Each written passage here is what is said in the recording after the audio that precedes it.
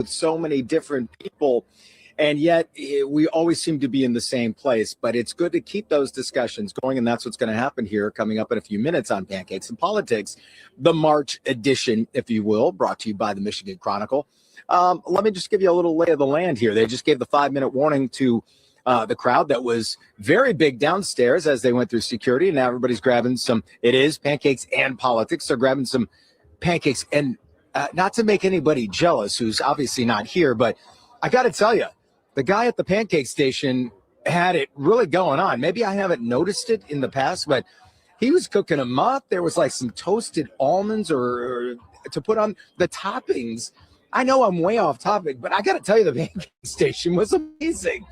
And I've only taken a couple of bites. Anyway, all right, back to the issue at hand. Let me run down the folks who are going to be here. Obviously, this will be moderated by Dennis Archer Jr., who is always the moderator here. But Tiffany Gunter is the general manager and CEO of SMART, obviously the bus system there. She's going to be part of this panel. Maureen Donohue Krauss is the president and CEO of the Detroit Regional Partnership.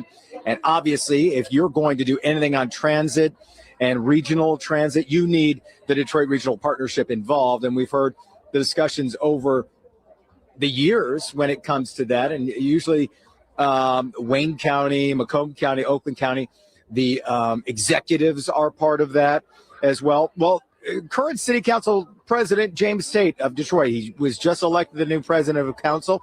He's going to be here for part of this today. Of course, there's always discussions about how we can get the people mover to be more involved and perhaps expand that into outer portions of the city. Obviously, there's been in recent years, you've had the queue line added for more of a sporting event kind of thing where you can park further away, grab the queue line, which will take you downtown and around and back, kind of like what the people mover does as well. Also, part of this panel is going to be Lori Stone, the mayor of Warren. And that's intriguing, too. So that kind of gives you an idea of just when they talk about regional transit and moving Metro Detroit forward, Warren, the third largest city in the metro and bordering Detroit, obviously would be a key partner when it comes to something like this. So we're going to wait here. I think this is going to be an exciting discussion, fascinating for sure. I always like to kind of dive into these discussions because it gives you a little chance to dream a little bit. And when it comes to the Detroit area, when it wants to compete with cities like Chicago and New York and other areas that have mass transit and the ability to live in, say, Ann Arbor and be able to take a train all the way down to Metro Detroit or a subway system. Obviously, these are kind of ideas that usually get shot down when they talk about what the cost is going to be, what it would have to take to get paid for by all of the regional partners that you would need. So anyway, that discussion should start here in a few minutes. We're going to have all of it for you right here on Local 4 Plus. Before we get to that part and we introduce our moderators today, I think we're going to take one more quick break and we'll be right back with the start of Pancakes and Politics, as the topic today is driving Metro Detroit forward. Stick around for all of that coming up next on Local 4 Plus.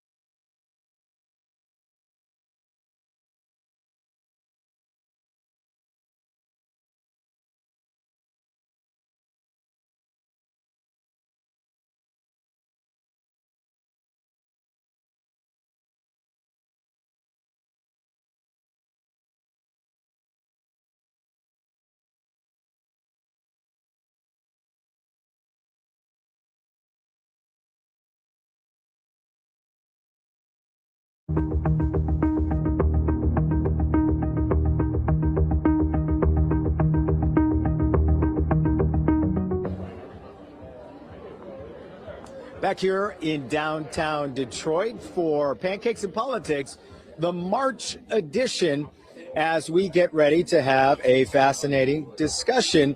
And I just see so many movers and shakers from the Metro Detroit area coming in here.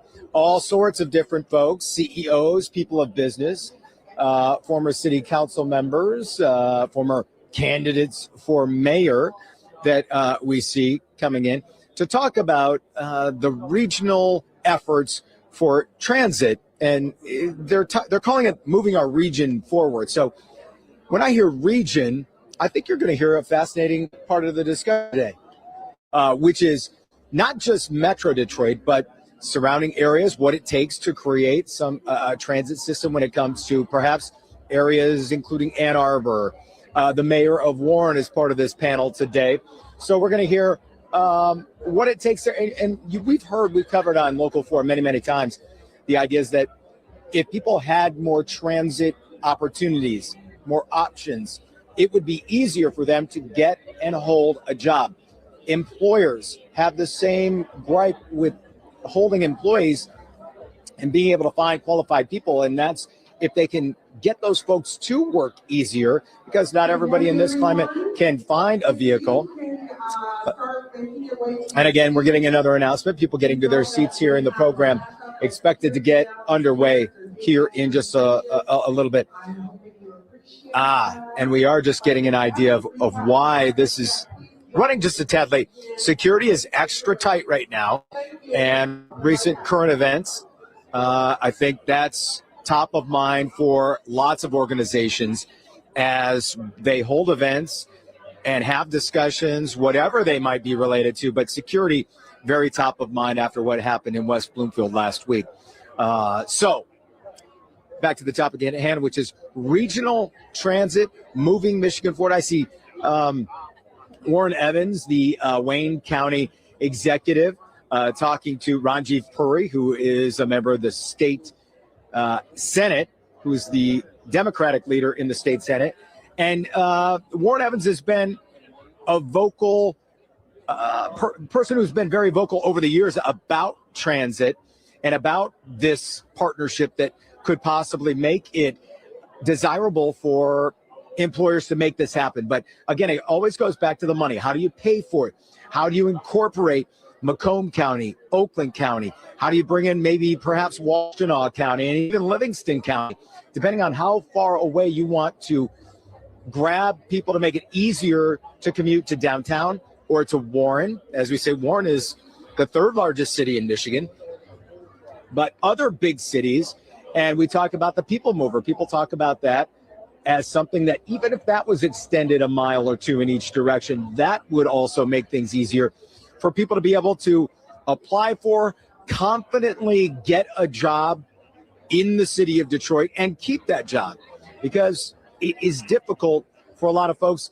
They might be able to make it work for a while, but then suddenly transportation issues become very difficult, and then they have to leave that job, and then it's a vicious cycle for employers and business people all the way through the region. All right, we're going to take one more quick break, and then the program's going to begin right here on Local 4. We're at Pancakes and Politics from One Campus Marches here, the March edition on Local 4 Plus.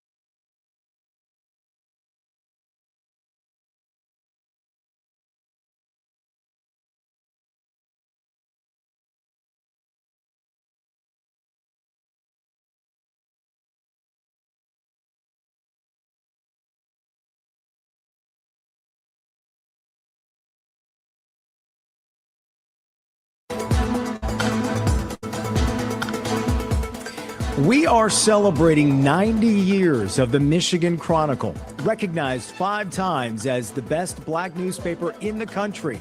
Founded in 1936 with a mission to serve Detroit and its black community, the Chronicle has shared stories often untold and brought to light through dedicated reporting and discussions about critical issues.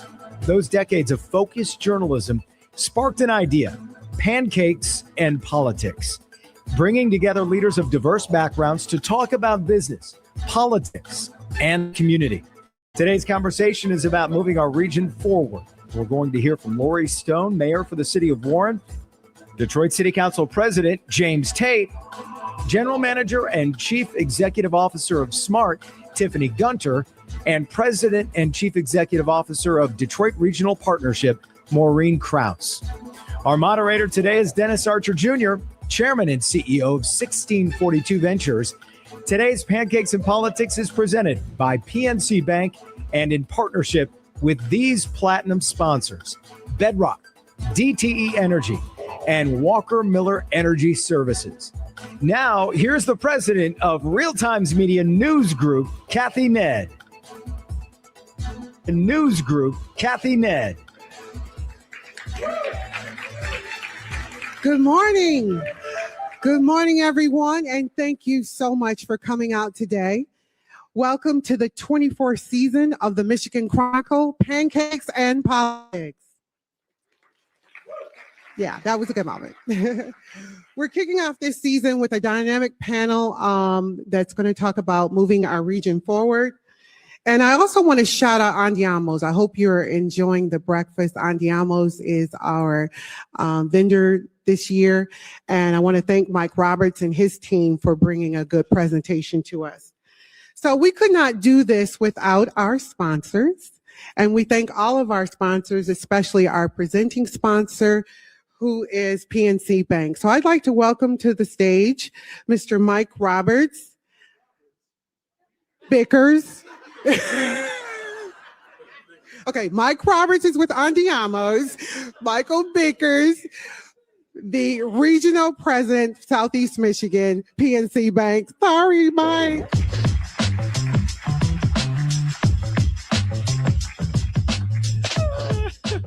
We'll talk later.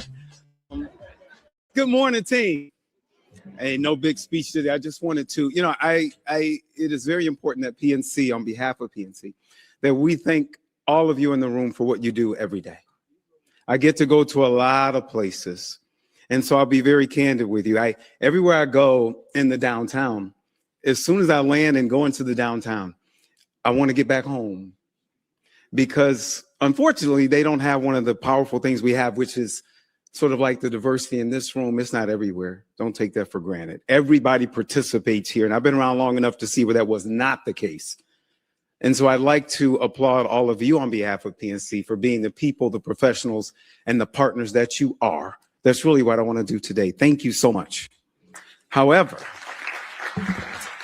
as you guys know, we love education and focusing on it, and we love little ones. We'll be making a few hundred backpacks for a bunch of special kids in about a week or so through our Grow Up Great program, through about 100 volunteers. I just got an update from the folks. I sit on Mary Grove's board. PNC is up to about $190 million invested in Mary Grove. And as you all know, Kresge is on its way to that campus. How about that?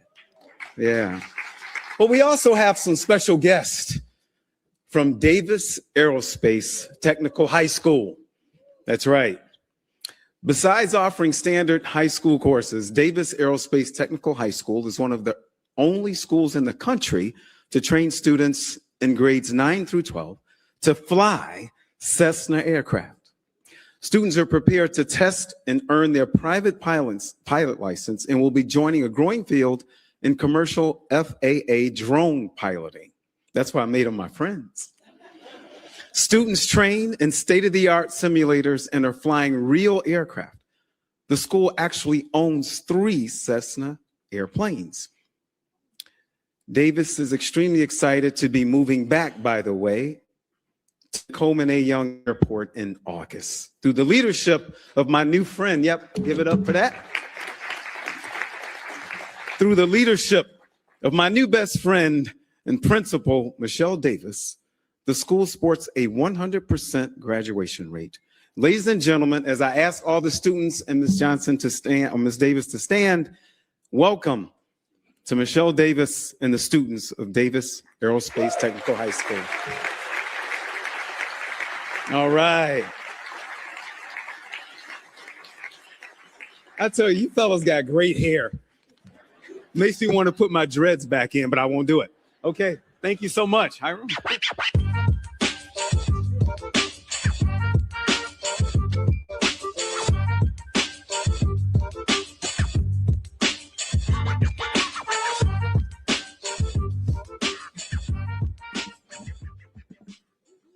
Good morning.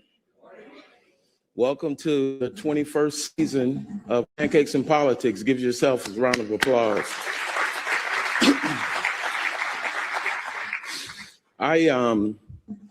First of all, I love the March Pancakes and Politics because it says spring is on the way. Amen. We've had a brutal winter, and I'm just looking forward to having these blinds go up with the sun coming in, and we'll be able to walk outside here and just things taste better when the sun is shining. You know what I mean? So we appreciate it.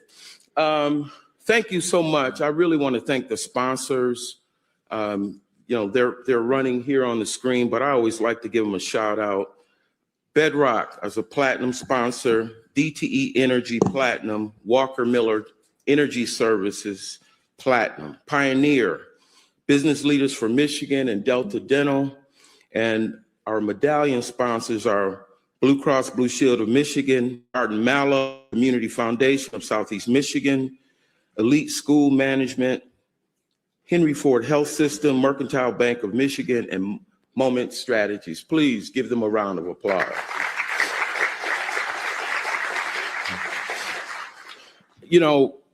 This year is the 90th anniversary of the Michigan Chronicle on June 6th. In 1936, John Sinstack, the founder of the iconic Chicago Defender, which is also a property that we own, he sent Louis Martin to Detroit. He gave him a $5 raise, he gave him $10 in cash, and a one-way bus ticket. And the purpose of the Michigan Chronicle was to empower civil rights issues, support social progress, and call out systemic racism. Can you imagine a Black man coming to Detroit to start a newspaper in 1936?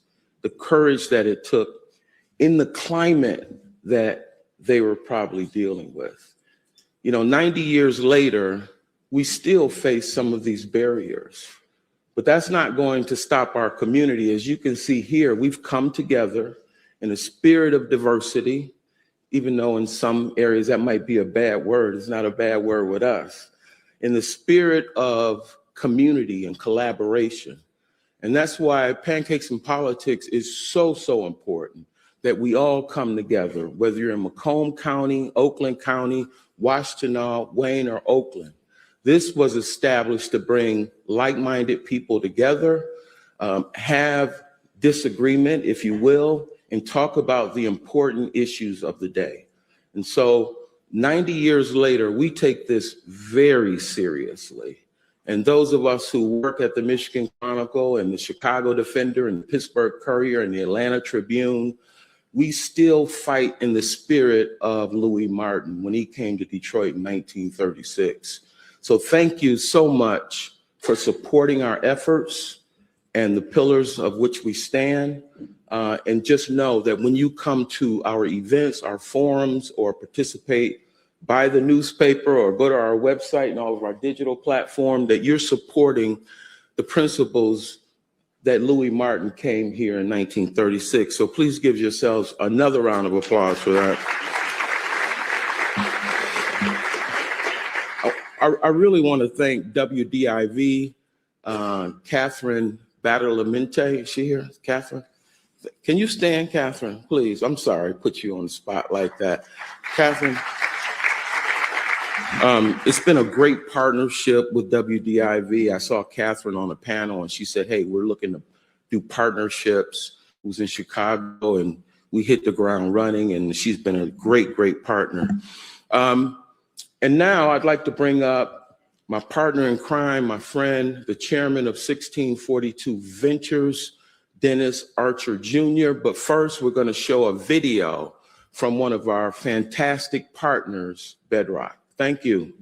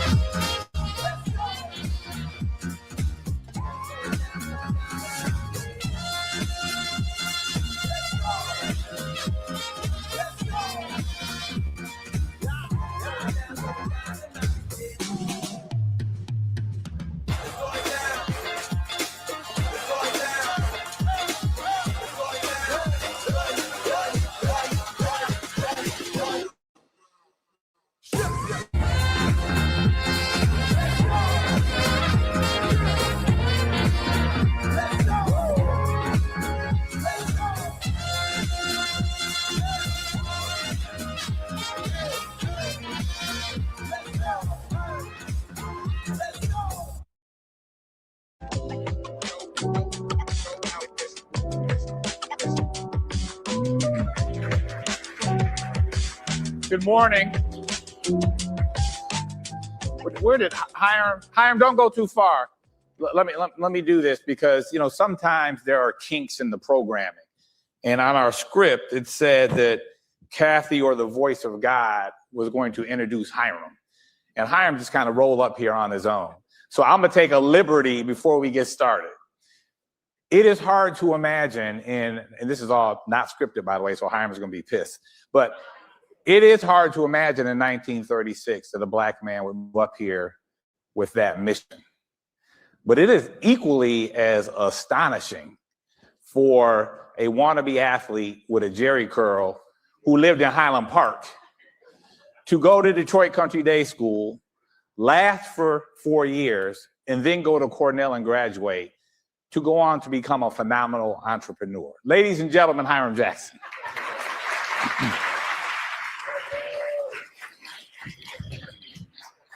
All right. Sorry about that, brother. I had to. Welcome back to another year of Pancakes and Politics. I'm excited to be here. I'm excited about the lineup we have for the season, and I'm excited about the way that we are kicking things off today. Let me give a shout out to the balance of Hiram's Real Times media team. You all do a phenomenal job. Kathy, Janelle, and the balance of the squad. Thank you all for your work. And my team, Ruth and Libby, who I don't think is here, thank you. And Jay Coolman, where's Jay? Behind the scenes cats, Jay Coolman in the back. Round of applause for Jay. Jay and his team manage the production of not only these shows, but a number of other partnerships that we have, and there are more to come. So Jay, thank you very much. Appreciate it. Today, we're going to discuss moving our region forward. So let me bring our guests up here. First is a dear friend, Tiffany Gunter. Tiff, come up. She's the general manager and CEO of SMART, where she leads the agency's overall strategy and operations, service delivery across southeastern Michigan. As the CEO, she continues to focus on delivering safe, equitable, and reliable transit that meets the needs of riders and strengthens the region's mobility network. Thank you, Tiffany. A member of the greatest fraternity on planet Earth, Alpha Phi Alpha, James Tate Jr., president of Detroit City Council. Come on up, Council President. The Alpha Man was first elected to City Council in 2010 and has built a reputation for steady leadership, accessible government, and deep community engagement. He previously served in the Detroit Police Department and in the private sector. He was on WXYZ, unfortunately, Jay and Kathy, sorry, where he won an Emmy Award here locally. So, Council President, thank you for being here.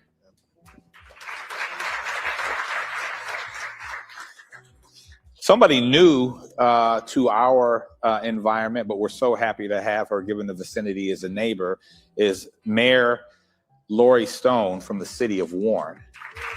Welcome, Lori.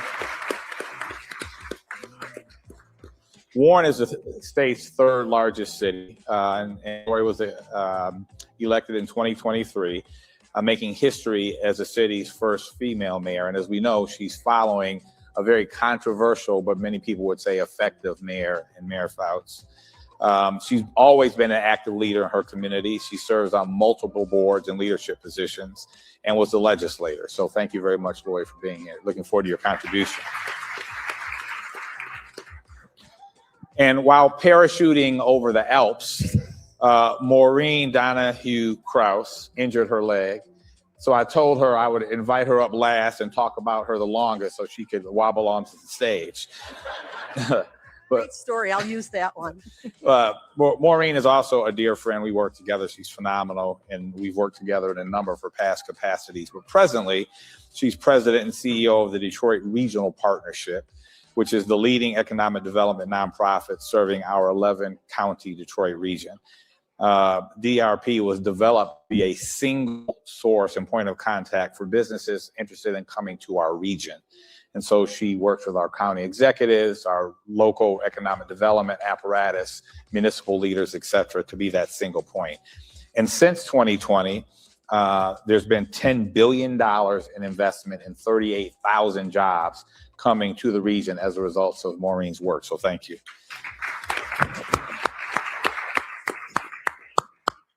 Now I have to ask, is there anyone here that attended Howard University? Well, good. I was gonna wish you all luck. Oh, we got one in the back? All right, we got one in the back. And so if by chance Howard beats Michigan tomorrow, you got free drinks on me at Vinyl. It's not happening. Where's my partner, Jason? Jason Cothorpe is in the building somewhere. Maybe he's getting ready, but Jason later on, he's over here, will be available to ask questions. And I'm excited to say, and I will say it again at the end, that our next guest next month will be the governor, Gretchen Whitmer, and we're excited to launch her farewell tour next month in April. But our theme, guests, and Tiffany, I'm gonna start with you, is moving our region forward. And for those of us who attend panels like this, and particularly that go to Mackinac, that watch Flashpoint every Sunday, transportation has been on the agenda for decades. And having a competent and cohesive and effective regional transit system. We are probably the largest metro area with the level of dysfunction and lack of connectivity, which is unfortunate. And I'm sure, Maureen, as you travel, people ask about transit and how people are going to get to and from work and home. My words, not anyone else's. It just seems to me, I'm a fan of F1, and I watch the races every weekend in the season. And, very, very rarely a driver will get up, pull out of the pit, get in place to start the race, and then their car will stall. Everyone else takes off, and that car is stuck. Regional transit has been stuck here in southeastern Michigan. There's a ballot initiative, another one in November, which I believe allows for disallows communities to opt out. Can you talk about what the initiative it is, why we should support it? And then I would ask any of the other panelists to then comment on why it's important in your role. Absolutely. So lots that you touched on in your question.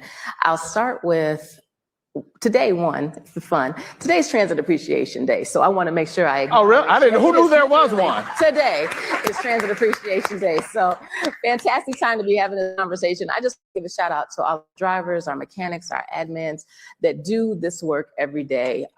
Many of you, while you're rolling over, our employees are rolling out of the garage at 3:45 a.m. That is the start time for public transit to get to its spots. So what they do every day matters, and I just want to say thank you to them. And talking about that too is as disconnected as we have been, we do not have a comprehensive public transportation system, but what we do have is the opportunity to do better with what we have today. And I took over in July at SMART, and since then, I just saw numbers recently from February of 2025 to February of 2026. We're up 40% in ridership on both Gratiot and Woodward Avenues right now. 40% more people are using public transportation today than they were last year. And we're also— I'm sorry to interrupt your flow, but that's all right. That's very impressive. What do you attribute that to? I'm going to attribute it to the table sitting here, number 2. That's my team. We put a focus on it. When I took over, I asked me, what was my focus? It was back to basics plus. We can chew bubble gum and walk. You have to get in the garages. It is not uncommon to see me or any of our executive leadership team in the garages at 3 a.m. with our drivers working out solutions to the things that hold us back. We had a lot of low-hanging fruit. Sometimes I joke and say the fruit was on the ground in the basket with the bow, ready for us to just pick it up and take advantage of it. And that's what we're doing. We started an on-time performance challenge. Each garage didn't know that we weren't meeting the on-time performance goal. We were at 65%. Y'all, I'm gonna tell you what, if you have a friend, just to think about this, that said, I'm only gonna pick you up 65% of the time to get you where you need to be, you and that friend are gonna have some problems, right? That was us, that has been us for years. In doing this challenge, in the last 3.5 weeks, we've raised that percentage up by 12 points. We're at 77% on time right now, consistently. That's still not enough. We still have to do better, but we're going to keep pushing at it. So I just want to make sure we acknowledge that we're making a comeback, we're increasing frequencies, and we're paying attention to what our riders are asking of us. That is the baseline right now that we have to get to. Why is this so important? The ballot initiatives that will be run in August in both Wayne County and in Macomb County are our baseline funding. That's our property taxes that set the course for us to be able to leverage state dollars and federal dollars. Without that, we can't do the foundational work. But as we see more riders come to the system, they apportion more dollars from the federal government and from the state for us to do more. That's how you build that connectivity. Without that baseline, that local contribution, that skin in the game, you cannot leverage more dollars. That is why this is so critical. And in Wayne County, and I see my county executive, Mr. Warren C. Evans over there, and Deputy County Executive Todd Turfy, in Wayne County, they're pushing this initiative because for the first time, there will be no opt-outs. We know when, all right, clap up, all right. In 2022, Oakland County went all in. Macomb County has always been all in. This will be historic. That means we will have, for the first time, a comprehensive regional transit network in Southeast Michigan, given success in August for Wayne County. Thank you. And I'm remiss, if I could have any public elected officials that are here, please stand. The county executive is here. Parents, good morning. Thank you, everybody. You know, before I kick it over to everyone else, I just think it's important to point out that my county executive has always been in support of this. And it's interesting how, things have evolved, because calling a spade, no pun intended, race played a huge role in why this has not moved forward. Our dear friend Brooks was always quick to say that, it's not personal to him, but his folks did not want to participate in this in Oakland County, Brooks Patterson. And a lot of people read into that they weren't interested in people from the city having access that easily to come out to the suburbs, even though that's where jobs were, et cetera. So from my words again, I'm happy to see that we've got now 3 county executives who understand the importance of this and are aligned with you in making this happen. So thank you to all 3 of the 3 county executives. I appreciate that. Maureen, when you're traveling around the world, literally, and trying to attract another 38,000 jobs and another $10 billion, what role does having a competent public transit system in our region play in your pitch? It's really important, whether we're just having a one-on-one meeting with a client or filling out a request for information that can be 50 pages long on what are the attributes of our region that are important to the companies. It's almost an expectation that we have it. And so we have to explain, well, not really, you know, we're the motor city, we're built on cars. I had a reporter one time coming in from Japan, and she called me and she said, I said, well, how are you going to get around? You know, and she said, well, the trains. And I said, that's because we were setting up with meetings all over the region. I said, that's probably not going to work for you to take trains around our region. So, you know, one thing is it's an expectation of global companies, because I don't care what city you go to in the world, they do better than us, right? The other thing I will say is it's somewhat generational. I mean, my kids are in their 20s. I have never seen kids, I mean, I feel like I had cars in my heart since I was born, right? My kids are like, do we have to get a car? How are we getting around? The time we went to DC for vacation, and they said, well, are we getting a rental car? And I said, no, we're going to take public transit. And to them, that was mind-boggling that you could do that. So it's a little bit generational. The younger generation expects it, but companies around the world just assume Detroit is a world-class city, so we must have world-class transit. We're not there yet. We're getting better. Kudos to Tiffany and the team and the region for making it better. But it's really an expectation that we should have it. Lori, and I'm then, sorry, just one more thing. go ahead. We can do both. We can be the motor city and we can be the global capital for cars, but we can also have transit. It shouldn't be either or. Absolutely. Lori, and then James, as you guys, as we all look to escalating costs of automobile insurance, escalating costs in gas, and then the constant expansion of our geography such that jobs are not around the corner always anymore. They could be 30, 40 minutes, an hour away. Talk about the importance of regional transit and the connectivity to the local transit apparatus, if you have it, to attracting residents and employers to your cities. Lori, you first. Sure. Well, one, I'm very proud that Macomb has been a leader in early adoption of countywide public transit. There's no mistake that even though, you know, Motor City put this nation on wheels, that there are a significant population of our community that still relies on public transit, connecting residents to education, to jobs, to family, friends, and opportunities, as well as our businesses. Our businesses rely on transit to attract talent, maintain talent, and we need that reliability. James? Yeah, so I mean, I think I'll start first with the ballot initiative in November. I think it's huge for the city of Detroit. From our perspective, we're in the process right now of going through our budget hearings.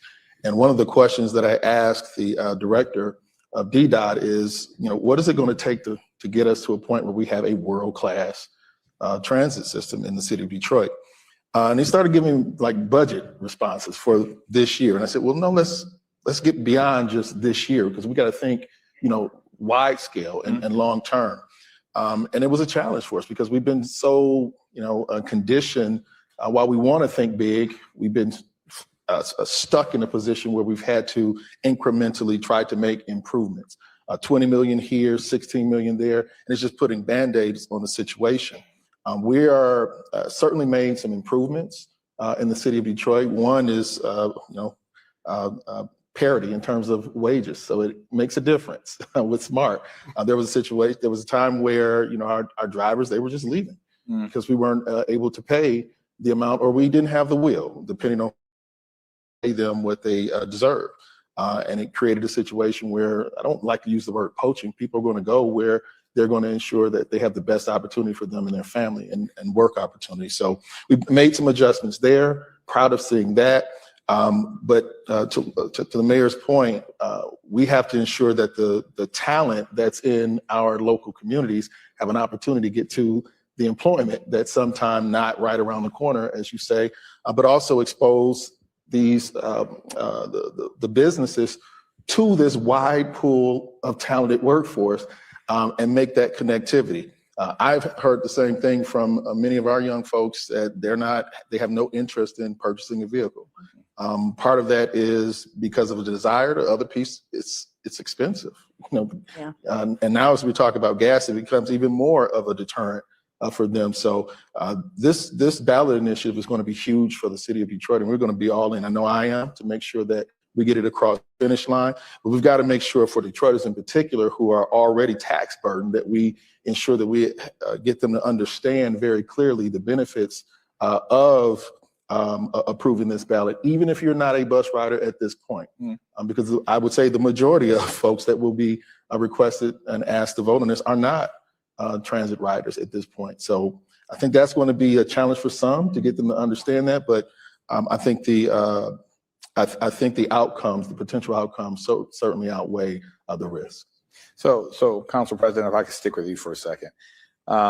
We've got a new mayor in the city of Detroit. We have a new council president in you. And I think that there are going to be some evolved expectations, given her history and background and what she's been passionate about heretofore as a council person, and given your background and what you stand for.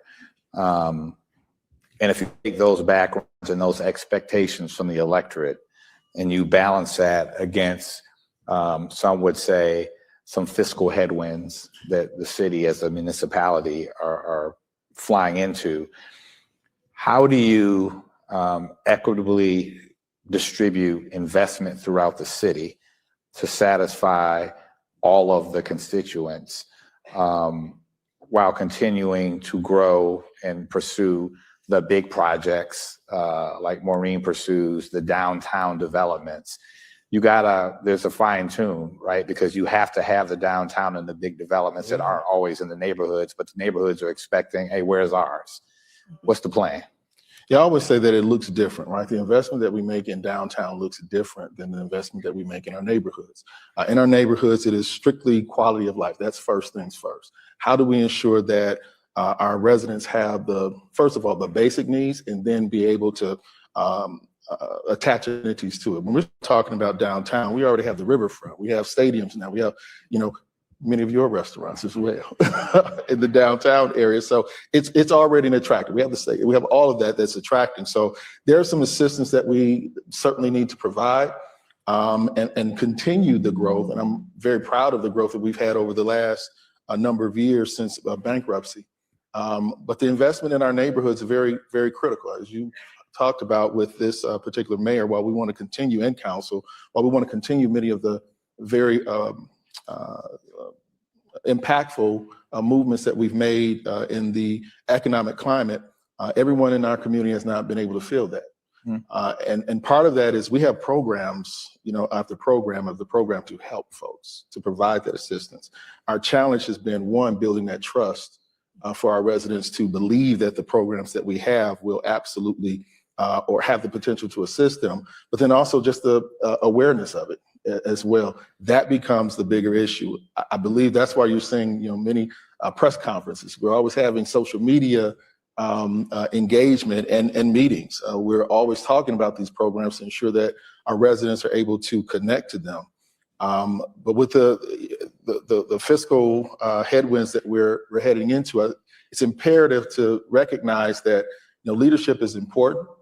We had a feeling that we had to make sure that while we come out of bankruptcy, that we will never go back into that situation. So what we see today, we didn't anticipate that it would be this challenging, but we wanted to make sure that we never got into this situation again. If you look at our balance sheet today, it looks much better than folks would have anticipated, because we did tighten the belt. And despite there being a lot of dismay from folks on how we may have tightened that belt and work with businesses to bring in additional investment, again, our balance sheet now reflects $550 million in reserves, which allows us to have some flexibility where we're not just always hair on fire. It gives us an opportunity to actually start to think bigger than just that one particular moment. And we're going to continue to do that, but also ensure, as I said, to make sure that the programs that we have are accessible to our residents. Thank you, Lori. For you, Eminem, because of him, I think 8 Mile is probably the most popular street by far around the globe in Detroit, which is good and bad. You've had a former mayor, when he was elected, tell all the crooks and bad people that hit 8 Mile. You had a lot of suburban folks, mostly white folks, at certain times in Detroit's history not wanting to come south of 8 Mile. Mm-hmm. I don't know why the Dream Cruise doesn't come south of 8 Mile to the state fairgrounds before it goes back up north towards Pontiac. So with that kind of divisiveness, with that main thoroughfare, yet having sharing that with the city of Detroit, being so close. You know, as the city of Detroit goes, the region goes, and that probably is even more relevant to our immediate neighbors. So talk about what you're doing as a leader of the city of Warren to work with and embrace the city of Detroit, even down, you know, from a microcosm, the community organizations on the other side of the street. And what can we do better collectively to work together to kind of move us collectively forward? Yeah, well, let me start local and then build out. What does that look like community-wide? Just building on economic development in every corner of a community. I think people are very excited about new builds and downtown developments, and there's no doubt that those opportunities are fantastic.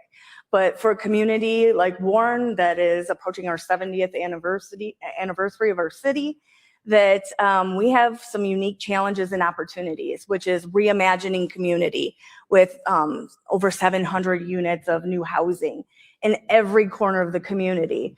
Having to revisit our zoning, because zoning was developed after our South End very dense single family housing units were built.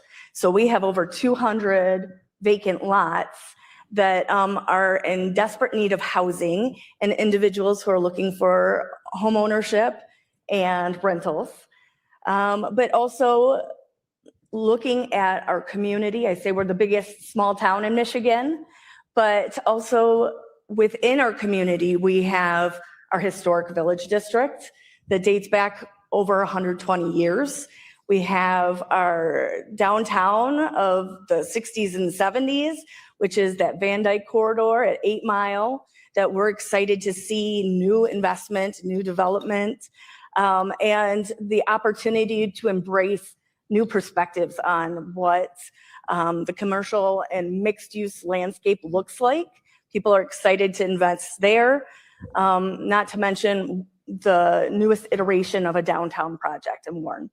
So that looks locally at economic development, but there's no mistaking that within Warren, we have another city, which is the city of Centerline, population of 9,000, but our community is, linked, and we find opportunities.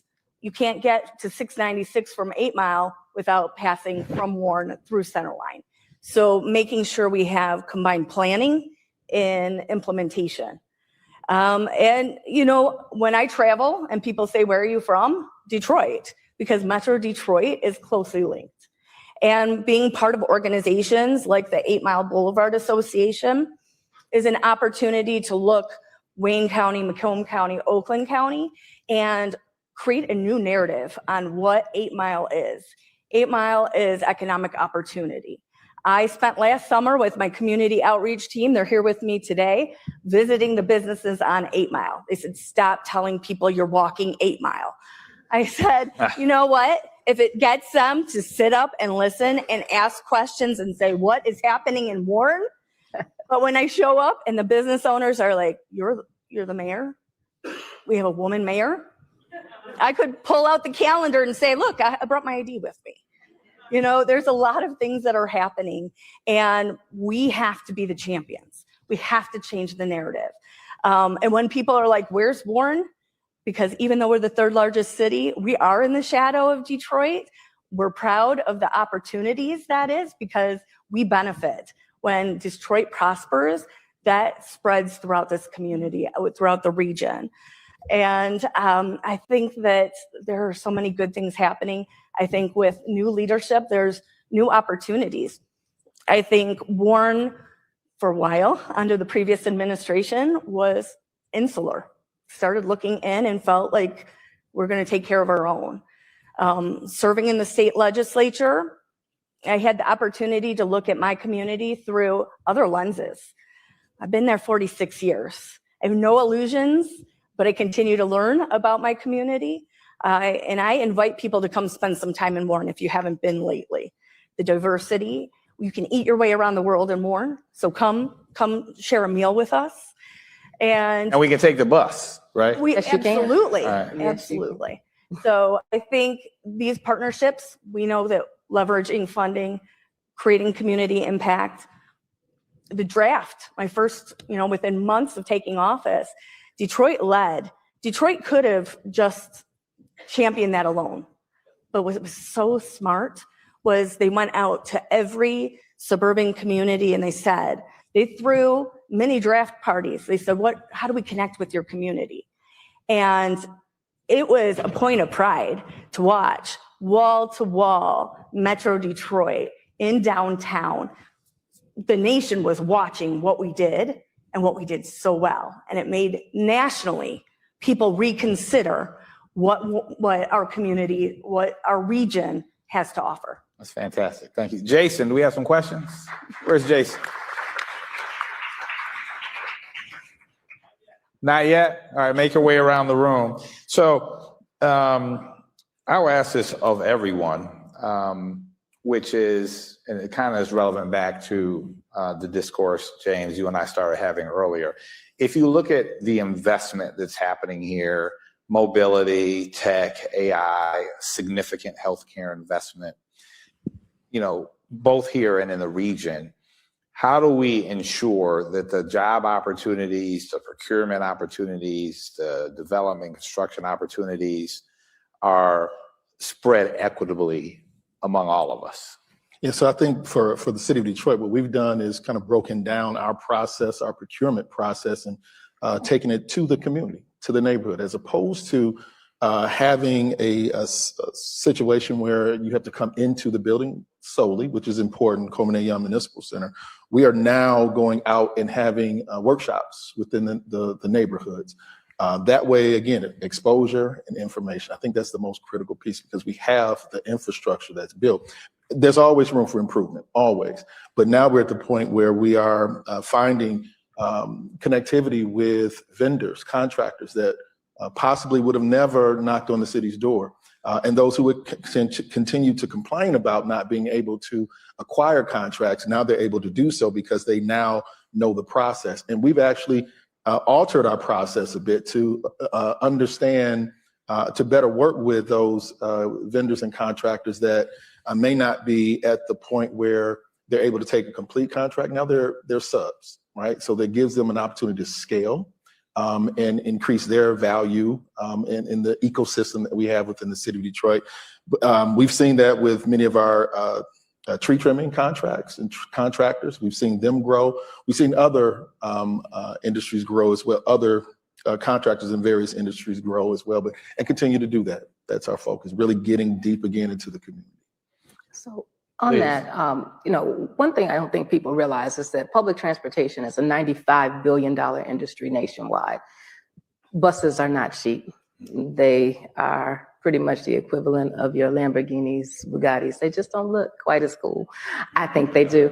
But with that, there's seats, there's windows, there's all types of maintenance, there's oil, there's all these things that we purchase. We spent $50 million in 2024 and $59 million in Michigan alone, just buying widgets.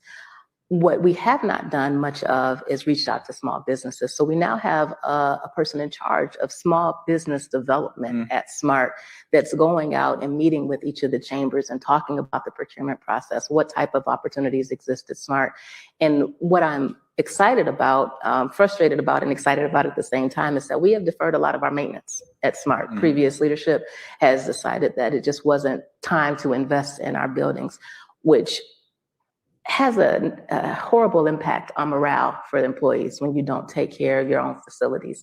So there is a lot of opportunity coming up soon. So as we prepare for that, this engagement that we have with small businesses around the region is going to matter even more. And I'm asking people to participate with us. If you see that we're coming to talk about business engagement, SMART wasn't spending money. SMART has the money to spend to fix our facilities. And I know there's local businesses that are going to benefit from that. So we're excited about that. That's just the inside of the organization. That's not even talking about the things that come with building out our shelters and all of the future capital investments that we hope to make once we're successful at the ballot.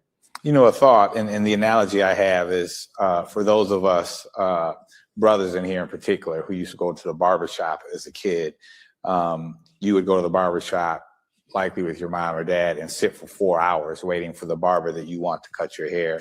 And now when my kids go to the barbershop, they pick up and they can set an appointment on the app and they can go and they wait maybe 3 minutes and they get their hair cut. Is there a way, or are you leveraging technology today? And as you look to the future, whether it's an app or otherwise, you know, it seems like with Ford Mobility coming down, with, you know, Tech Town's been here, new labs are here, you have all these startups, and it seems like it's an opportunity for you to partner. You're smiling, you're doing it already, but for you to partner with some of these new technology innovators to improve service delivery. I'm so glad you asked that question. Absolutely. I started smiling because I got something for you. So SMART and DDOT combined carry about 23 million people a year. That's nothing to shake a stick at. That's a lot of folks that we're handling. In order for us to attract more people to the system, we know the next thing is the experience that they have, the service level, and that's all technology based. So we do have an app. It's the transit app. If you don't have it on your phone, it's kind of cool to have it. You can see real time when your vehicle is arriving. You can look and schedule your trip, plan for it. You can go pay for it through another app. All of those things exist. Our job is to communicate that to the public. We've also put Wi-Fi on our fast routes on Woodward, Gratiot, and Michigan. We recognize a lot of our users may have a phone, but their data plan is limited. So being able to offer Wi-Fi, it's the amenities, it's the clean shelters. We started a shelter program last year, and it has taken off. If you drive down any one of Chesterfield Township, 12 Mile, all around this region, you'll start seeing that SMART looks better out there on the road, and that's with intention. It's about amenities and service. And those locations, those shelters, we're putting in devices where you can also see and get information real time on digital devices that are solar powered. So that technical space that we're in, the technological space that we're in, I'm very excited about. The partnerships, now that we've hit the baseline, we're doing with what a lot of other transit agencies have been doing for a long time now. Now we can take it to the next level. I'm excited about the partnerships. We talked about regional partnerships, and this is the purpose for this panel today. And Mayor Stone, you brought up the draft.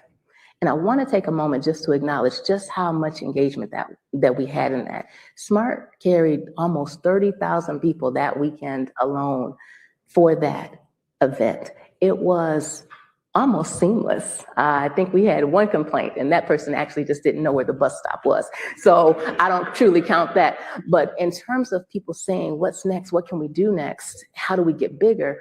If we coordinate, which we spent months of planning to get there, we can do it with the resources that we have now. The more we do that, the more we draw people to the system, the more ridership we get, the more funding we have. And what I'm leaning towards here is federal dollars can be competed for and brought here to build out those bus rapid transit systems, those things you see that look like light rail, operate like light rail, but give you everything that you need to have a world-class system. We're not too far off from that. We're on our way there, and I'm excited about it.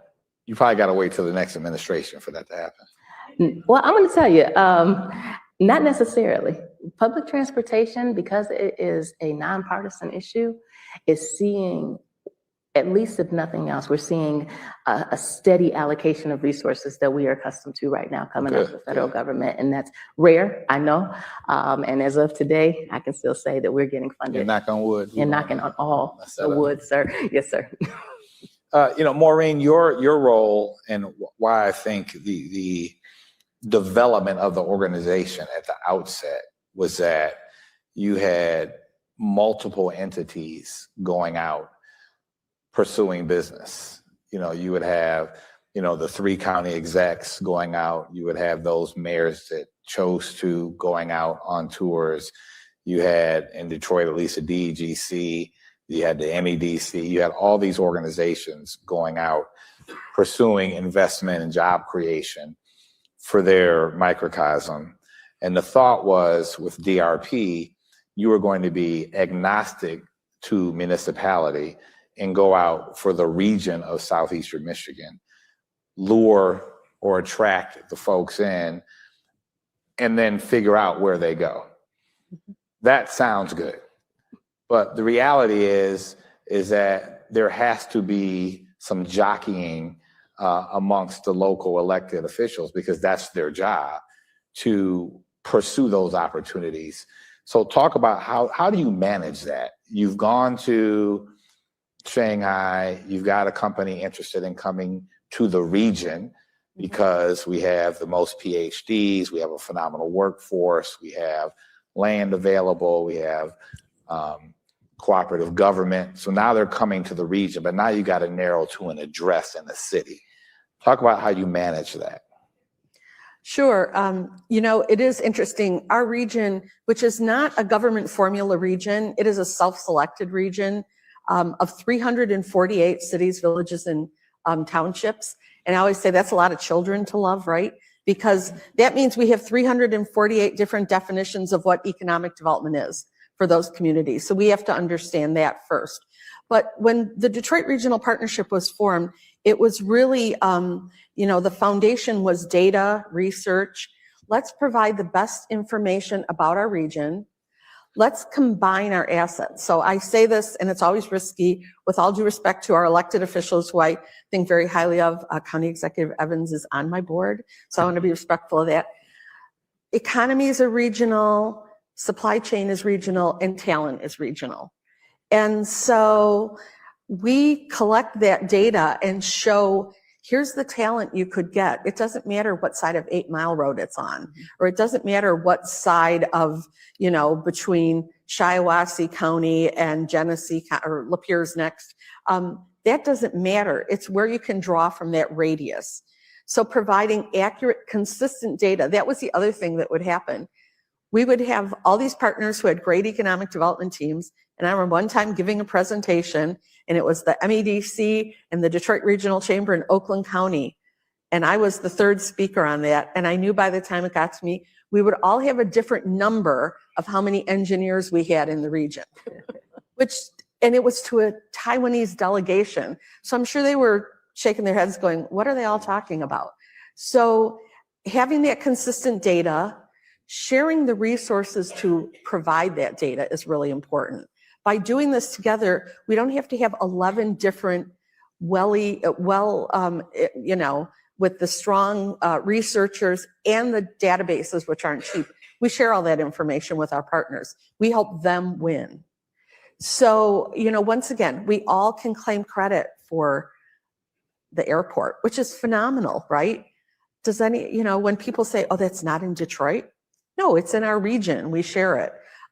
Those are the type of foundational sort of stories that we tell about what you can access when you come to the region. Now, every mayor loves to make announcements. We get that. We bring them in, and as do the county executives, as does the governor, our legislators, we can fill the stage. We keep them informed and we keep them engaged when it's appropriate.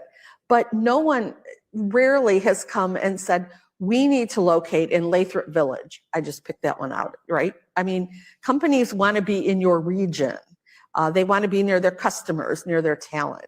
So we entice them in by talking about, first of all, Detroit's our calling card, because as I used to tell Brooks Patterson, no one in the world uses counties except Ireland, and they think Oakland's in California.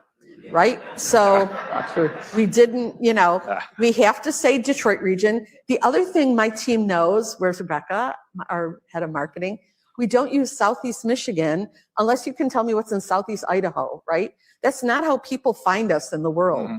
They know we're Detroit, we talk region, and that we're strategically located halfway between Chicago and Toronto. That's how the world finds us. Mm-hmm. So that's how we lead our storytelling to entice companies that have a business being here. Not every company should be in our area, right? I mean, we don't have the right talent, we don't have the right supply chain, whatever it is. So we're very strategic on who we talk to, And we tell them about the assets that we have in this region that are important to them. And then we let them decide. I will say a lot of decisions are made because of real estate. And sometimes people think, you know, I'm sitting at my desk saying, you're going to Warren because I sat next to the mayor today. I mean, that just doesn't happen. If the mayor of Warren happens to have a building that fits the needs of the criteria, you get on the list. So real estate drives a lot of these decisions that we don't control. The one thing we do control, and I'll get in a little pitch for this, this region, our entire 11 county region, has a 3.5% vacancy rate for industrial buildings. That means we have virtually no product on the market available. When companies want to make quick decisions, you know, I always said if I had 10, 100,000 square foot buildings, they'd be gone like that. So we had to come up with a solution to the fact that we don't have a lot of buildings to offer. And a lot of us, I think when I first met you, Dennis, we probably had about a 30% vacancy rate in this region, right? It was a whole different story. So we worked on industrial property. Our program's called Verified Industrial Properties. It is probably now one of the best programs in the country to do independent assessment of engineering firms of vacant real estate. So we can tell a customer, we don't have a building for you, but here are some sites where you can build with certainty that it'll meet your timeline. So that has helped us in our communities with all our elected officials, helping them identify, do they have sites that will work? I guess the first question is, do you want economic development in your community? Not every community does, and we're very respectful of that. You know, so we ask them that first. Does this site work for you? And then we bring the companies there and let them make that decision. So we're not it's not like Oz where I'm sitting in the back under, you know, saying, here, you go here. I like this community, you're going here. It's not quite that easy. Understood. Thank you. Thank you. Jason, I think we have time for 2 questions from the audience. First one here, Carl. He's going to stand up and let everybody admire the bow tie. What's your question? Carl, it's a little cold for you to be up here right now. What's going on? It is, a little bit. Good morning, everyone. My name is Carl Bentley. I'm the CEO of First Tee Greater Detroit. And my question centers around supporting youth in the metro area. What are your plans to get kids from their homes to recreation facilities, golf courses in particular, because that's my interest of sport. All right. Thank you. Well, I'm gonna, you know what Hiram said before he walked up here? He said, drop some news, Tiffany. And I was like, I don't have any new news, but apparently I do. What we are planning to do in the next couple of weeks is to roll out a program where students ride free on Smart. If you have a student ID, sorry team, it's out. And so if you have a student ID and you are able to get to a bus stop, you can ride our system. Again, I'm looking for ridership because ridership leverages us more dollars, and I want to make sure the kids have access to public transportation. Growing up and using public transportation, I know what kind of independence it allows for, but we also, the reason why we took as long as we have to get to this point is because we wanted to make sure we had a system that was reliable. As a parent myself, I don't want to put my child on a system that's not going to show up for them. So I know that now that we have moved in that direction and we're getting operational excellence back under our umbrella here, I am ready to move forward with that program, and we're excited to do so. And we're doing so in partnership with the city of Detroit as well. We've had some folks ask us, well, what if somebody has an expired ID? What if people are trying to game the system? And my answer to that is it's okay. If they have a student ID, they can get on the bus. That's fabulous. And I'll say we're doing the same thing. Oh. That must be contagious because we're doing the same thing. Well, as a co-chair of transportation for Mayor Sheffield, it kind of came out of that too. Right. So again, shared ideas, shared opportunities. We're doing the same with our DDOT system with our young folks as well. Students will be able to ride free. That's in this upcoming budget.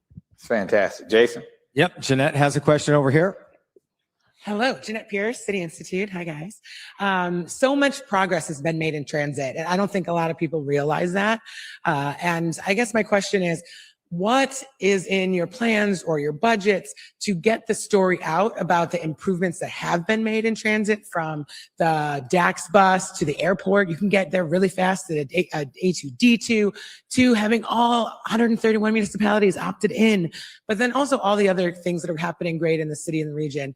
How do we get that word out even more? Great question, Jeanette. And I scanned the room. I'm looking for Bernard Parker. He's my chief marketing officer, and he's sitting next to Chris with Trust God. That is our external affairs, communications, and marketing team. We have a strategy of whisper, talk, shout right now. And as I said before, as we were getting our house in order, we were whispering a bit about the progress that's being made. What I want to see first is sustained improvement. Like I said, 3.5 weeks, we raised 12 points. I want to see what happens in the 3 months. We're working to get back to industry standard. And as those things start to happen, our ability to pop that collar a little bit more comes with it, right? And so we are on social media. We're talking about those improvements. We have a sustained audience that we're continually communicating with. And as we get through these next couple of months, as we're doing education for the ballot initiative, we want to make sure that those messages get out even louder and stronger. Thanks, Tiffany. I want a couple of reminders before we have closing remarks. Again, on April 8th, we're going to welcome Governor Gretchen Whitmer. Hopefully you all can make it. Today's forum, obviously, as all of them, can be found on both WDIV sites and streaming, as well as the Michigan Chronicle. So share with your friends. And those who are viewing online, please remain online, because we'll have some after show interviews that will go on. You know, I typically like to close with some sort of call to action. We all get up early in the morning to come here 4 or 5 times a year. And those that choose to do so probably over-index related to being involved and willing to be evangelists on behalf of the community. So I would ask each of you, and we'll start with you, Tiffany, and go down, as you provide a closing comment, what can the people in this room, business leaders, entrepreneurs, civic leaders, elected officials, what can we do to help each of your efforts? Starting with you, Tiffany. First things first, take a bus. Try the system. It seems simple enough, but I ride the system. I have had a missed trip. I have been passed by a bus. I have had the experience to understand my ridership, what upsets them, and what we need to do better. When you get on a bus, what people always say is, after that first ride, wow, that was easy. You park your car somewhere on the route, hop on, park and ride, and get to your destination. You don't have to pay for parking. You hop off the bus. It's front door service. It's kind of like a limo, guys. I mean, I'm trying to, give it a shot. Try a bus. That's number one. And two, we really want to engage with these organizations. You know, we don't have big budgets to do a lot of promotion, but you have access to the people that need to know what it is we're doing. So when we have something on the horizon and we ask you to share that with folks, be on our podcast with us, talk about public transportation, challenge us, ask us tell us how to make it better, and ask us why certain things aren't as you would like them to be, so that we can start working on them. We don't know the problems you haven't told us about, so let's talk about it. Thank you. Yeah. Council President. Thank you. And thank you for having me as well. You know, as a kid, as a kid in Detroit, you always wanted to be in one or two things. One, the native Detroiter back in the day. Right, Sherman. And as you grew up, Pancakes and Politics, and this is my first time. So I appreciate this opportunity. Yeah. So I would say invest. Detroit is open for business. We want you to come to the city of Detroit. We want you to provide your energy and your investment. We have a number of challenges, just like any other major city, but we have leadership, I believe, at this point, who is in the position where we are looking for partners, because some of the partners we had in the past either are not as willing or they don't have the resources at this moment. So continue to keep we will continue to keep that line of communication open, but also say, ensure that we invest in our young folks as well. Expose them to the opportunities that are out here. Many of us, we're sitting in our nice suits and dresses and and ties. They don't get an opportunity, at least in the city of Detroit. Many of them don't get an opportunity to see that on a regular basis. So I would say, take the time to go and spend some time with some of our young folks. And that doesn't mean just the city of Detroit. Even where you're located, if you're outside of the city, believe it or not, there are young people who don't get a chance to see folks like you on a regular basis. So I would say that is huge because it helps provide us an opportunity for our trajectory to continue to escalate, because that exposure and the opportunity and experience will help continue to transform our region. Thank you. Mayor? Yeah, so 2 messages I want to leave you with are smarter, not harder, and look at our assets in a new way. Smarter but not harder is we spend a lot of time competing at the expense of others. And one of that is, if you have this, we want that, but bigger. We want that, but prettier. We want that, but newer. But what we find is, in times where pocketbooks are tight, home budgets are struggling, and every economic demand is felt in households across our community, region, and country, we're looking for, how do we do it smarter? Where are those shared resources? Where are things that we can work together on that we don't have to do alone? And then looking at assets in a new way. So, Warren and Sterling Heights are part of a defense corridor, rooted in the Detroit Arsenal and TACOM, but it's 6.5 billion with a B in investment. And this looks like a big impact here in Metro Detroit, because we know that we leverage these by stacking them. Defense industry is TACOM, it is Selfridge, but it is regional investment in Metro Detroit.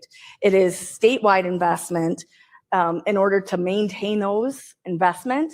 And it's important because in a region that is rooted in automotive, we need to make sure that we are able to adapt and meet the moment for manufacturing, because not only are we world-class manufacturing, we're also innovation and prototyping, right? We find solutions and solve problems. And so looking at those assets and looking, how do we take what we're investing locally and partner with our neighbors to make that go further and make people sit up and notice what is happening here that they didn't pay attention to before. Thank you. So we're working together. Yes. All right, Maureen, last word. So on that theme, first of all, thank you for having me this morning. I love being here with the audience and my panelists who really address some foundational issues to do economic development well, right? Our youth heading into our talent pipeline, transit, and how we move people around. Those are critical issues. So I just want to address a bigger issue that I feel really strongly about right now. So I've been doing this work in economic development for a long time, since I was a college intern at the University of Michigan. Go Blue. A long time. Go Blue. We're beating Howard. Darn it. Okay. Anyway, we better. This region has spent a lot of energy competing and fighting with each other. That does not make us a global community at all. And it discourages our residents who think, oh, they're just fighting about this. We're never going to solve this problem. But it's really the image of how outsiders view us. And that's whether we're attracting talent or businesses, investment. If they see us always fighting with each other or not getting along, no one wants to deal with that. I have never seen this region in this moment right now that gets along so well. We know we have things to solve. Everyone does. It's like the duck, right? Under the water, you're always scrambling. But, last week, the Detroit Regional Partnership had our annual meeting.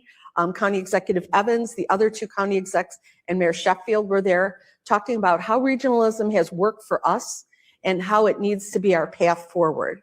I am excited with this opportunity of actually getting along and working together. We will go much further as a city and as a region, combining our assets, telling our story together, and being like other first-class regions in the world behave. And that's by having one sort of mantra that you can be successful here. And so I'm just as excited as I've ever been in my career to be in a region that really desires to work together. Thank you. Thank you to the panel. Again, thank you again, Jay and team, WDIV, the Chronicle, Real Times Media team. We appreciate it. We look forward to having you for our next 3 panels in April, May, and June. And please enjoy the rest of your week. Thank you.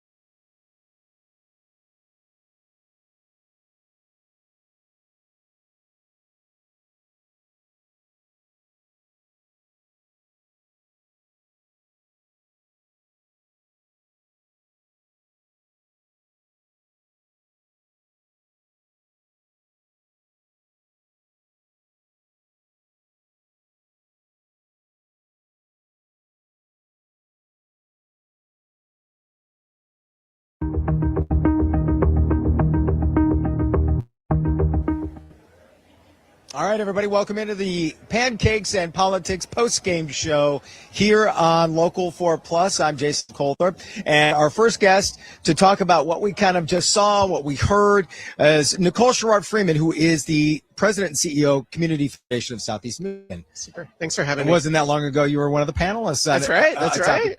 Connected to Southeast Michigan, or as I learned today, we don't say that. I learned that from Maureen in this, where unless you know what Southeast Idaho is, you shouldn't really classify it as Southeast Michigan. I thought that does make sense. Yeah, it does. When you're pitching to the world. When you're pitching to the world, that's right. What did you take from this? Because kind of regional transit, better ways for folks to get around Metro Detroit. Yeah. Not a new topic. Not a new topic. That's right. Yeah. So I actually found myself encouraged today because it's in the weeds, right? Like it's Yeah. having, Tiffany Gunter talk about transit. It's She hearing had a lot of good news too. She had a lot of good that news. was That's right. It's to hear hearing, that the on-time ridership is up 12%. That's They're right. hitting that mark even better. That's right. That's right. It's exciting to hear that she's tracking the numbers Yeah. in the way that she is, right? Mhm. To hear the mayor of Warren talk about, I hadn't thought much about the relationship between Warren and Centerline, but to hear her talk about, what's happening in her community. I mean, the entire panel, Council President James Tate, the entire panel, like hearing them talk about what's happening at ground level is encouraging. It's always, we were just talking a moment ago when people think about, well, all right, we're going to talk regional transit. When are we taking the huge swing, building a rail from here to Ann Arbor to Chicago or whatever? It usually takes someone at some point to say, look, we cannot afford that. What we have to do is improve on what we have. Perhaps we added the Q line in recent years. There's talk of, can we expand the people mover? Because I think one of those themes is, and you can relate to this, is having that ability to get employees to the job that they want to work and having reliable transportation. That's right. That's right. Yeah. I think, let's be honest, we'd all love a go home on Friday night, turn out the lights, come back on Monday morning, flip the switch, and suddenly we have transit, right? Like that's just not how the world works. Right. And quite frankly, I mean, think about how we all responded to the governor's call and action to fix the damn roads, right? Like we want the roads fixed, and yet we complain at every point that we're driving by an orange cone again. So if you can imagine what it would take to actually build the kind of regional transit system that we're all envisioning in our minds, the kind of infrastructure disruption that would cause on top of what we already experience, my guess is many residents would find that untenable. But if we take small steps, build on the assets we have, make small improvements, they all ought to be toward this grand vision, but we have to be realistic about how we get there. I guess is it too realistic to think that when Maureen also said that you look at Detroit, it just every other major city is in a better place when it comes to transit. Are we ever going to be able to approach those cities when it comes to those mass transit? I believe we will. Yeah. I believe if we pick up momentum, if the ballot initiative passes in November, which is huge, and which we, quite frankly, have to do a much better job about educating the average voter on what it means, what the economic benefit will be to voters and their households and their communities and their neighborhoods. Like, we've got a long road to get to a yes on the ballot in November. But if we take those small steps, eventually it's like a flywheel, right? Like we will pick up momentum. We can get close. Yeah. And that's such a good point too, to make sure not just educate people on it, but make sure they know it's on there, get them excited to go to the polls, say, hey, this is very important. If you want these transit opportunities and for the bus to be there on time to pick you up and make sure you're getting to your job, we have to make sure this ballot initiative passes. That's right. And I'm going to say something controversial here. So save it for a Flashpoint episode. I'm just kidding. Go ahead. So we all make these sort of baseline assumptions that people know what improved transit will mean for their own households, for their communities. We make assumptions that, quite frankly, when you go out and talk to people, just don't hold. Folks don't know, right? Like we've got to translate it into terms and economics and impact that the everyday resident understands, and it's not our strong suit. It was mentioned in there, we know how tough times are, and people, it's very easy to get lost in your own life and worry about what's right in front of you rather than some of those bigger issues, and got to get educated. That's right. Nicole, thanks so much. Thanks so much for having me. I'm glad you stopped by. Always a pleasure. Great seeing you. Yes. More Pancakes and Politics, the post-game show, coming up next here on Local 4 Plus. Thank you.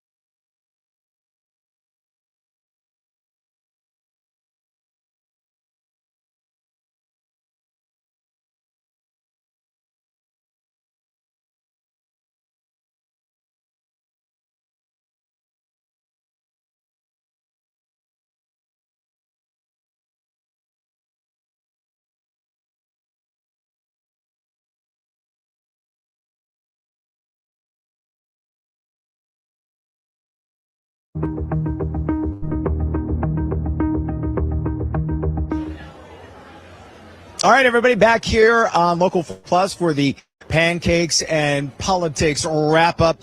Joining me now is Bernard Parker, Chief Marketing Officer for SMART. Yes. Did I get that right? Yes. Well, it was good to hear the discussion today, including your boss talking about on-time ridership is up. Had no idea that it was lagging like that, but those kind of things are when we talk about regional.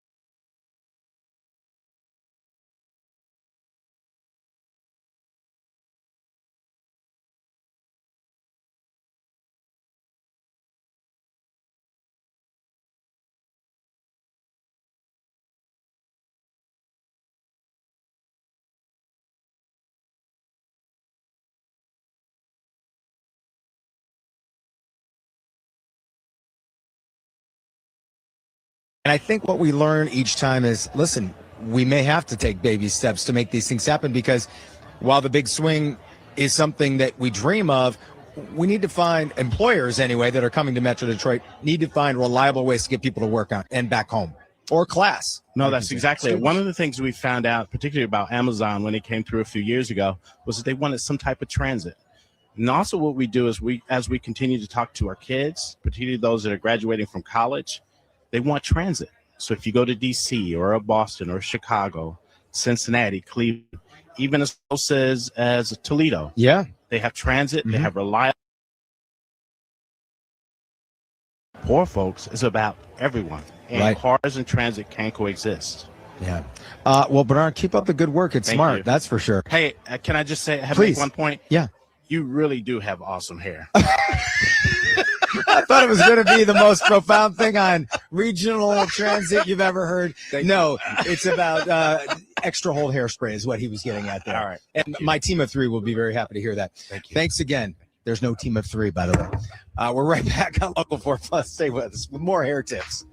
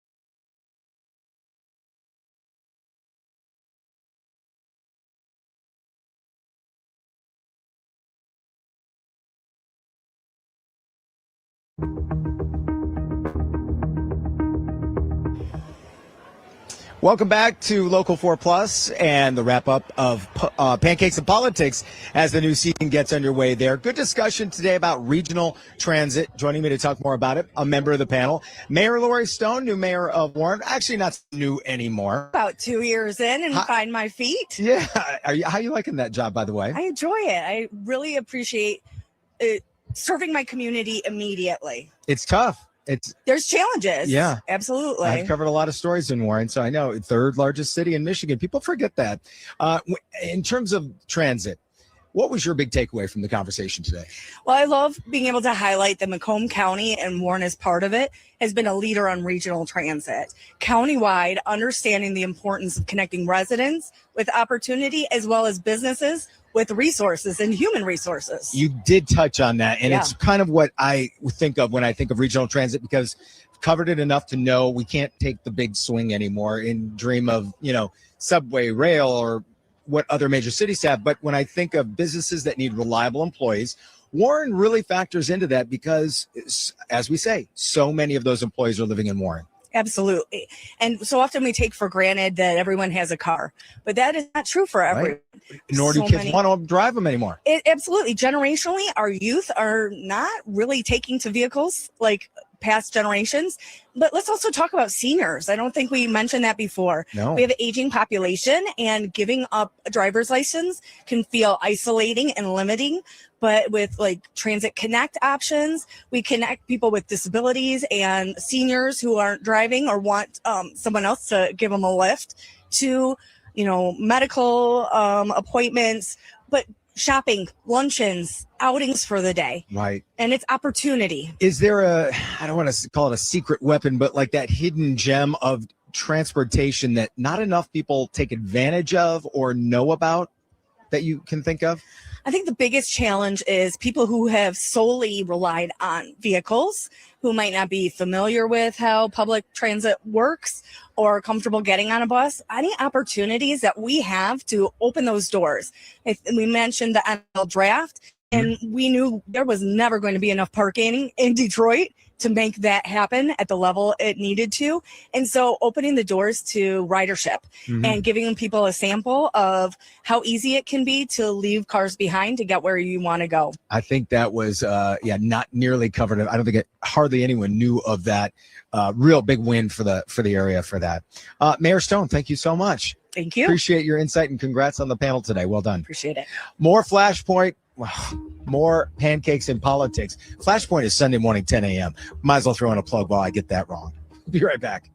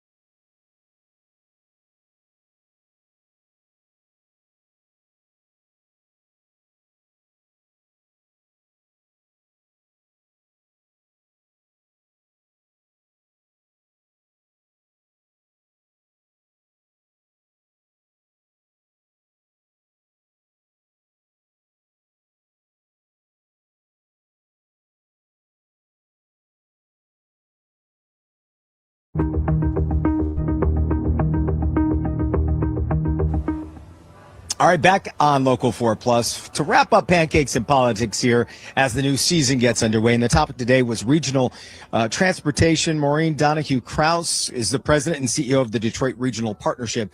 Who better to be on this panel than you to talk about this? What was your big takeaway? I really enjoyed a lot of your comments, by the way. Thank you.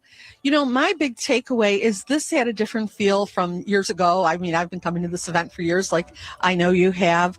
And that spirit of collaboration that I talked about at the end is super strong. We haven't seen that in a while.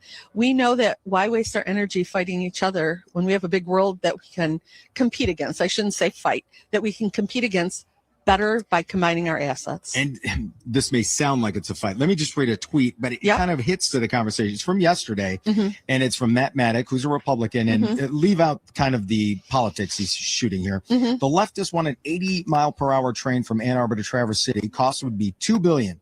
Round trip price would be $667 to pay for it in 20 years. $100 would be 1,000 years. Make it make sense. Is this what we always seem to run into? I mean, leave the left right thing out of it, but it does always feel like it's the price tag that stops a lot of this. So yes, and a couple of things. First of all, we have to stop thinking either or in this state and figure out a solution to both, because we can do two things at once. Right.